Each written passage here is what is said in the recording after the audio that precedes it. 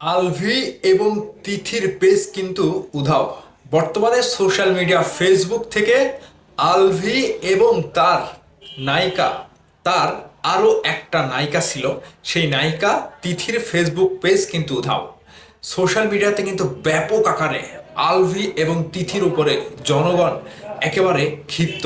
ঠিক তারই মধ্য দিয়ে কিভাবে আলভি এবং তিথির পেজটা উধাও হয়ে গেল, এটা সকলের কাছে একটা তৃপ্তিদায়ক নিউজ।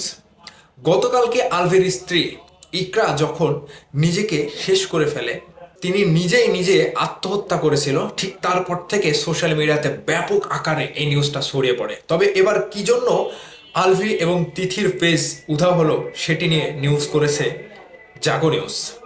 নিউজে বলা হচ্ছে, ছোট পর্দার অভিনেতা জাহের আলভির স্ত্রী ইবনাথ খান ইকরার মৃত্যুকে ঘিরে যখন সামাজিক যোগাযোগ মাধ্যম উত্তাল, তখনই খুঁজে পাওয়া যাচ্ছে না আলভির ভেরিফাইড ফেসবুক পেজ। প্রায় 24 লাখ অনুসারীর পেজটি বর্তমানে অদৃশ্য।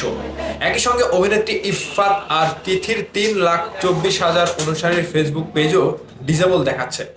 হঠাৎ করে দুই তারকার পেজ বন্ধ হয়ে যাওয়ার নেট দুনিয়ায় শুরু হয়েছে নানা জল্পনা কল্পনা। ইকরার মৃত্যুর পরে থেকেই আলভি ও তিথিকে ঘিরে আলোচনা তীব্র হয়।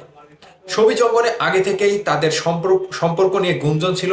ইকরার ঘনিষ্ঠজনদের দাবি, দাম্পত্য টানাপোড়েনের পেছনে তৃতীয় ব্যক্তির উপস্থিতি ছিল।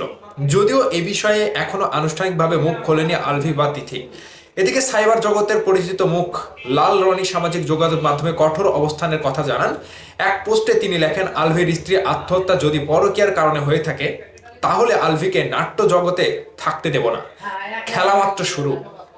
তার এমন বক্তব্যের পরপরই দুই তারকার ফেসবুক পেজ অদৃশ্য হওয়ার বিষয়টি নিয়ে নতুন করে আলোচনা শুরু হয়েছে।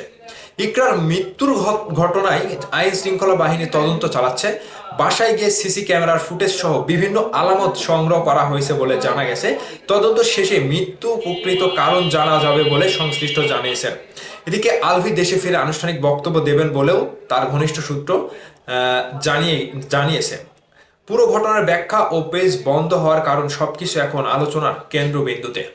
লাল রনি তার পোস্ট দেখলাম আমি, যে যদি এই ঘটনা পরকীয়ার জন্য হয়, তাহলে আলভির ফেসবুক পেজ থেকে যতগুলো সামাজিক মাধ্যম রয়েছে, এমনকি তিনি যতগুলো কাজ করেছে, তার টিভি নাটক, মিউজিক ভিডিও, যতগুলো যা করেছে সবকিছু উধাও করে দেবে লাল রনি।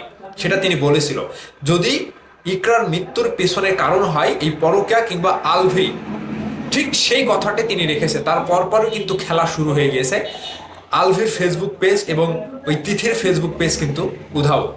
এখন সামাজিক যোগাযোগ মাধ্যমে আলভিকে যে আলটিমেটাম দিয়েছিল লাল রনি, যে তাকে মিডিয়া জগৎ থেকে একবারে সরিয়ে ফেলবো এবং তিনি যাতে ভিক্ষা করে খায় সেই ব্যবস্থা করব, সেই জন্যই এই কাজটা করেছে লাল রনি। হয়তো যে আলভির যতগুলো মাধ্যম রয়েছে, এক কথায় টেলিভিশন, নাটক, ইউটিউবে নাটক, মিউজিক ভিডিও, যতগুলো কন্টেন্ট রয়েছে প্রত্যেকটাই তিনি কন্টেন্টে তিনি স্ট্রাইক মারবে, মেরে সবকিছু উড়িয়ে দেবে। এক কথায় আলভিকে ফেলে দেবে জিরো অবস্থানে।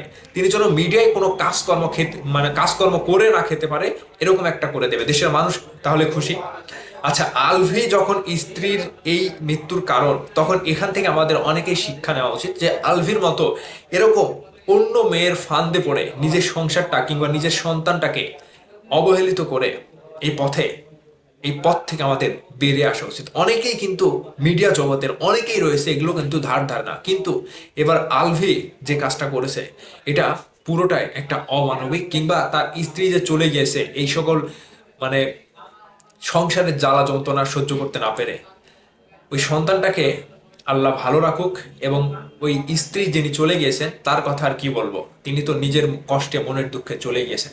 তবে আলভি এবং তিথির যে ফেসবুক পেজ উধাও হলো, এটা নিয়ে আপনাদের মতামত কি, অবশ্যই কমেন্ট করে জানাবেন।